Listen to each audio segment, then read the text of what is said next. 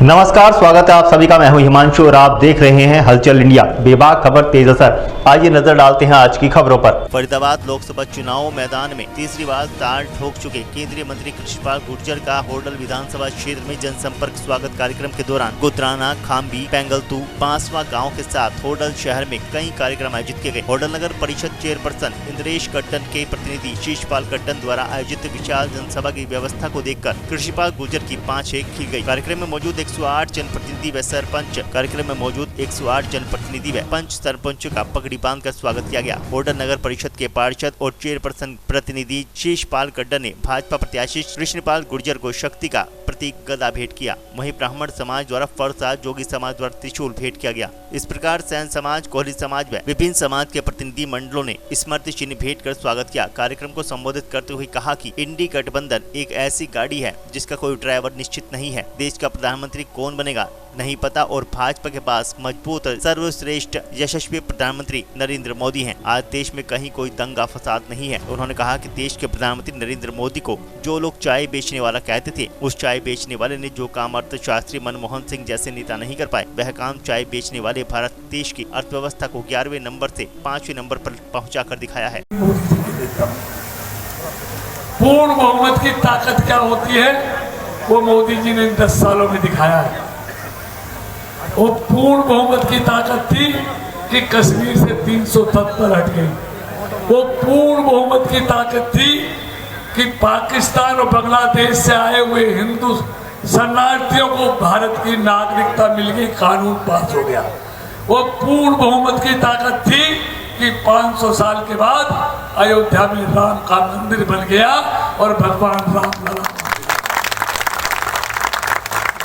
ये पूर्ण बहुमत की ताकत थी कि आज देश में न दंगा है, न आतंकवाद है, न घोटाला है। ये पूर्ण बहुमत की ताकत थी कि कश्मीर घाटी में हमारी सेना के सैनिकों के मुंह पर थूका जाता था, पत्थर फेंके जाते थे। आज कोई माई का लाल सेना के जवान पर न थूक सकता है, न पत्थर फेंक सकता है। ये पूर्ण बहुमत की ताकत थी कि मुस्लिम बहनों के लिए 3 तलाक का कानून पास कर दिया।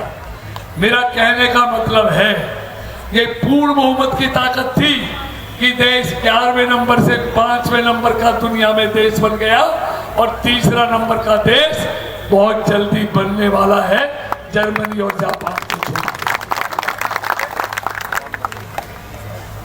इसलिए पूर्ण बहुमत की सरकार की ताकत क्या होती है? एक मिली जुली सरकार थी मनमोहन सिंह की, जो कोई फैसले नहीं कर पाती थी, 11वें नंबर से 11वें नंबर पर ही रखा। आज इन पूर्ण बहुमत की सरकार पे फैसले जल्दी होते हैं, इसलिए हर काम दुगना हुआ है। एम्स 4 गुने बने हैं। एम्स हॉस्पिटल अटल जी आए थे 1 था, अटल जी गए 6 थे, फिर मोदी जी आए 6 थे, कांग्रेस का 10 साल शासन रहा, 1 एम्स हॉस्पिटल नहीं बढ़ा। मोदी आए तो 10 साल में 17 एम्स हॉस्पिटल खोल दिए, आज 23 हो गई। मेट्रो 5 से 23 शहरों में चली गई। ऐसे रोड दुगने हो गए, हाईवे, ग्रामीण रोड दुगने हो गए, रेल दुगनी हो गई, रेलवे की लाइनें दोहरीकरण दुगनी हो गई। मैं सबकी चर्चा नहीं, एक बात कहकर बात समाप्त करूंगा। आज देश में आप ईमानदारी से सोचो, भारतीय जनता पार्टी के अलावा कौन सा दल है जो अपने बूते पर पूर्ण बहुमत प्राप्त कर सकता है? एक भी दल नहीं। इसलिए सारे मिलकर मोदी को हटाना चाहते हैं, एक के बस की नहीं है। उनसे पूछो मोदी को एजेंडा क्या है? मोदी को हटाना। करोगे क्या? फिर प्रधानमंत्री के लड़ेंगे, फिर मंत्रालयों को हड़पने के लिए लड़ेंगे, फिर घोटाले करेंगे, जेल जाएंगे, बेल पे आएंगे। क्या ऐसी सरकार चाहिए जो 10 साल पहले देखी थी, जिसका कोई विजन नहीं है? दूसरी बात मैं कहना चाहता हूं, आज कांग्रेस भी देश में है ना, सिर्फ इतनी लड़ाई लड़ रही है कि 50 से 5 कम आएंगी या 50 से 5 ऊपर आएंगी, इतनी लड़ाई है। उससे ज्यादा लड़ाई उनकी हैसियत नहीं है आज देश में। तीसरी बात मैं ये कहना चाहता हूं, बीजेपी का बटन दबाओगे तो सबको मालूम है मोदी प्रधानमंत्री बनेगा।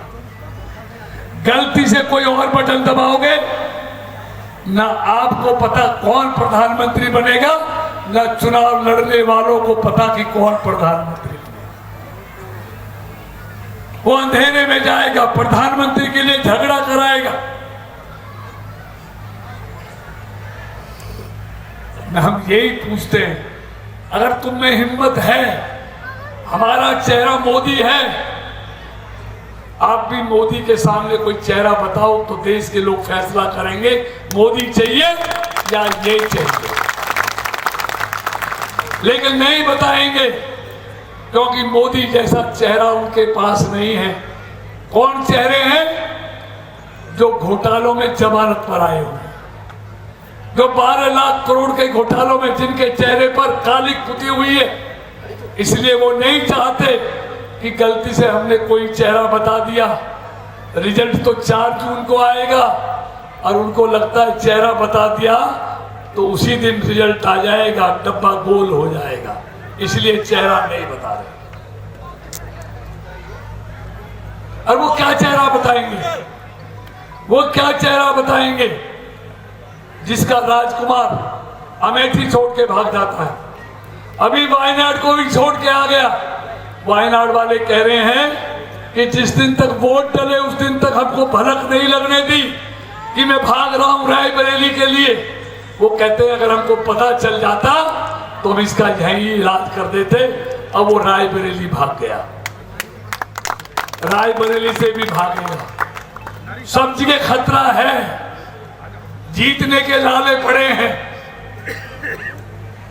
मैं इसलिए कहना चाहता हूं, मोदी जब से आया है ना देश में दंगा है, ना कर्फ्यू है, ना बम ब्लास्ट है, ना कोई लावारिस वस्ती मिलती है, क्योंकि मालूम है गड़बड़ करने वालों को गड़बड़ की तो दिल्ली में मोदी, यूपी में योगी ऐसा इलाज करेंगे कोई बचाने वाला नहीं। सरकार का यही डर होना चाहिए। पहले बदमाशों को सरकार से सह मिलती थी, आज मोदी के राज में बदमाशों को जेल मिलती है, लुटेरों को जेल मिलती है। तो इसलिए मैं सिर्फ लास्ट में आ रहा हूं। देखिए, दिन छिप गया। हमारे यहाँ तो कहते हैं जब दोनों वक्त मिलते हैं तो आदमी सच्चाई बोलता है। आप ईमानदारी से बताओ, आपने कोई ऐसी बारात की है जिसमें कोई दूल्हा ना हो? की हो तो हाथ खड़ा करो। ऐसी किसी गाड़ी में बैठे हैं जिसका ड्राइवर ना हो? तो उनके पास तो ना आज दूल्हा है ना गाड़ी का ड्राइवर है। और हालत तो ये होगी। वक्त हो चला है आपसे विदा लेने का। कल फिर होंगे हाजिर कुछ नई और ताज़ा खबरों के साथ। तब तक के लिए दीजिए हमें इजाजत। नमस्कार। हमारे YouTube और Facebook चैनल को फॉलो और सब्सक्राइब करना ना भूलें।